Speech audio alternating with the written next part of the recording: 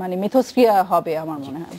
আমরা একটা বিরতিতে যাচ্ছি, বিরতি থেকে ফেরার পরে একটু জানতে চাইবো যে খুব সংক্ষেপে বাংলাদেশের আলোকচিত্রটা আসলে সামনে আগামী 10-15 বছরে কোথায় আপনারা দেখছেন। যাচ্ছি একটি বিরতিতে, ফিরছি।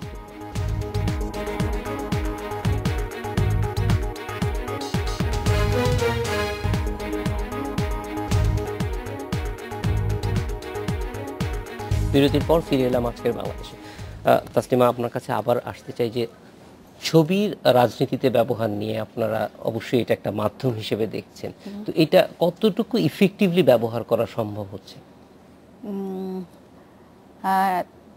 এটা তো আমাদের দেশের যারা কাজ করছেন তাদের কাজের মধ্য দিয়েও আমরা দেখতে পাবো যে ছবি আসলে কেবলমাত্র ছবি বা প্রদর্শনীর মধ্যেই সীমাবদ্ধ থাকেন না।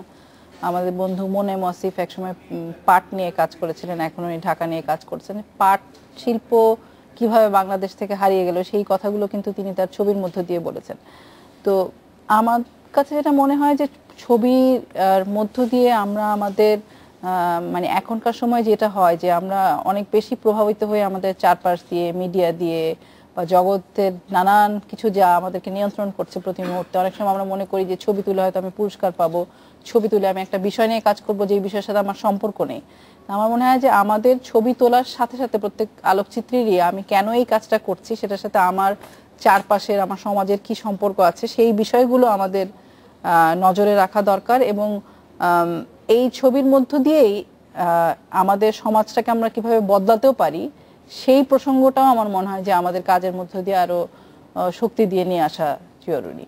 সুতরাং আমি আবার ছবি মেলায় একটু চলে যেতে চাই যে ছবি মেলার এই বছরের আয়োজনটা একটু সংক্ষেপে যদি আমাদেরকে জানান তাহলে হয়তো দর্শকদের জন্য সুবিধা হবে। প্রথমে অনেকগুলি গ্যালারিতে আছে, আমি তালিকা দেব না এখন, আপনার ওয়েবসাইটে দেখতে পারবেন। কিন্তু একেবারে কালকের কথা বলি, কালকে প্রেস ক্লাবের সামনে বিকেল 2:30টার থেকে একটা র্যালি শুরু, সেটা তারপর শিল্পকলা যাবে। শিল্পকলাতে অনুষ্ঠানগুলি হচ্ছে যেখানে আনোয়ার হোসেনের আজীবন সেই লাইফ টাইম অ্যাচিভমেন্ট অ্যাওয়ার্ডটা দেওয়া হবে।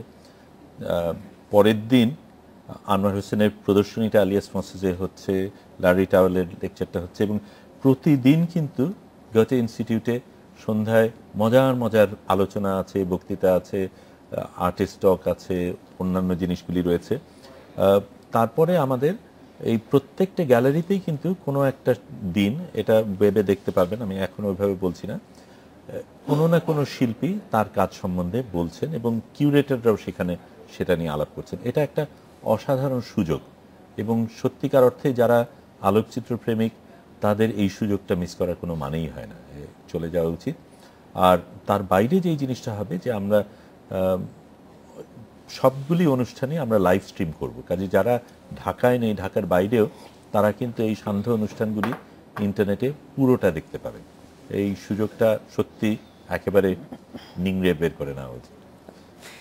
আনোয়ার হোসেন, আপনার কাছে চলে আসবো, একটু জানতে চাইবো যে ভবিষ্যতে যারা এখন কাজ করছেন, ভবিষ্যতে যারা আসবেন তাদের প্রতি আপনার এই অভিজ্ঞতা থেকে কোনো কিছু বলার আছে কিনা বা তাদের প্রতি আমি মুরব্বী হিসেবে বলবো যে আমাদের কুয়াশা যেমন সুন্দর এখনকার শীতে, সেরকম শরতের মেঘও সুন্দর।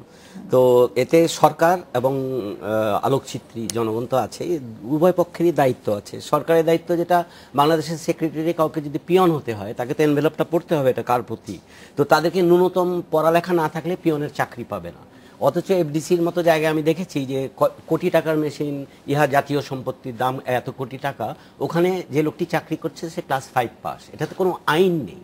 মানে সরকারের যদি আইন হয় যে আলোকচিত্র শিল্পী অথবা চিত্রগ্রাহক বা করতে গেলে এই ন্যূনতম এই পড়ালেখাটা করতে হবে এবং ওই পড়ালেখাটা সরকার সরবরাহ করবে, তাহলে কিন্তু অনেক কিছু সলভ হয়। আর আলোকচিত্রীদের যেটা বলবো সেটা হলো যে আপনি বলেছেন যে এ পিকচার ইজ ওয়ার্থ 1000 ওয়ার্ডস, কিন্তু একটা ছবি 1000 শব্দের সমতুল্য। কয়েক হাজার বছর আগে চাইনিজ ফিলোসফার বানগু বলে গেছিলেন। কিন্তু রঘুরায় একটা খুব সুন্দর কথা বলেছেন, শ্রদ্ধেয় রঘুরায় ভারতে। উনি বলেছেন যে too many pictures will be very noisy. It is true. এখন আমি সাধারণত সারাদিনে 4-5টা রোল ছবি তুলতাম, আমার পয়সা জোগাড় করা যেত না। কিন্তু এখন দেখি ছেলেরা ডিজিটাল ক্যামেরা সহজেই পেয়ে যায় এবং চাপ দিয়ে তুলতেই থাকে। এই কনফিউশনটা খারাপ। আমি এখনো 1-2 করেই ছবি তুলি ছোট ক্যামেরায়। কাজেই অতি ভক্ষণের যে একটা সমস্যা আছে, they have to decide it their mind with a bit of love and attention to take one picture if possible per subject. এই গেল দ্বিতীয় ব্যাপার। তৃতীয়ত যে ব্যাপারটি দাঁড়ালো যে একটা ভালোবাসার থেকে আসতে হবে কাজগুলো। আমাদের সময়ও শেষ হয়ে গেছে। আপনাদের তিনজনকে অনেক ধন্যবাদ আজকের আলোচনায় যোগ দেওয়ার জন্য। দর্শক, এই ছিল আজকের আশার বাংলাদেশ, এবং আবার দেখা হবে আগামী রোববার। ভালো থাকুন।